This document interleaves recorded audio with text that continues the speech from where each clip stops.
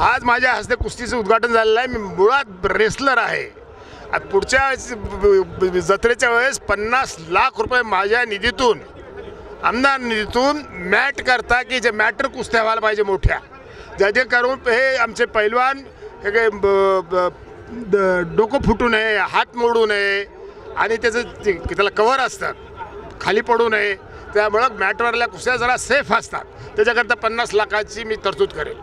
कारण हे सगळे जे मुलं आहेत शाळेतले किंवा हे तरुण, ह्या कुस्त्या बघून त्यांनी एनकरेज व्हायला पाहिजे, स्पोर्ट्समध्ये यायला पाहिजे, जेणेकरून कबड्डी प्लेयर असेल, कुस्ती प्लेयर असेल, व्हॉलीबॉल प्लेयर असेल, फुटबॉल प्लेयर असेल, क्रिकेट प्लेयर असेल, कुठलाही प्लेयर असेल, तो जो रोज व्यायाम करत असेल, गेम खेळत असेल, त्याची प्रकृती चांगली राहते, त्याची बुद्धी चांगली राहते, त्याच्या सवयी चांगल्या राहतात आणि तो आयुष्यामध्ये काहीतरी करिअर करून पैसे मिळवू शकतो। म्हणून हे गेम या क्रीडा क्षेत्राला एनकरेज केलं पाहिजे। लोकांचं आरोग्य चांगलं राहील, मुलांचं त्यांना रोगापासून ते मुक्त राहतील आणि त्यांना पुढं भविष्यात यशस्वी होण्याकरता संधी मिळतील। 50 लाख रुपये देणार अशी घोषणा केली। हो, मी 50 लाख रुपये मॅटच्या कुस्त्या करता पुढच्या वर्षी देईन निधी।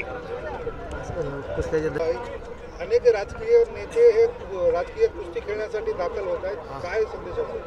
नाही, राजकीय कुस्तीबद्दल मी बोलणार नाही। हौसे गौसे नवसे पसंद अपनी अपनी ख्याल अपने अपने, कोणी काय बोलावं, कोणी काय करावं, कोणी काय वागावं, याच्यावर मी काय जिल्ह्याच्या बाहेरचे काही नेते आता मला त्याच्याविषयी काही बोलायचं नाही।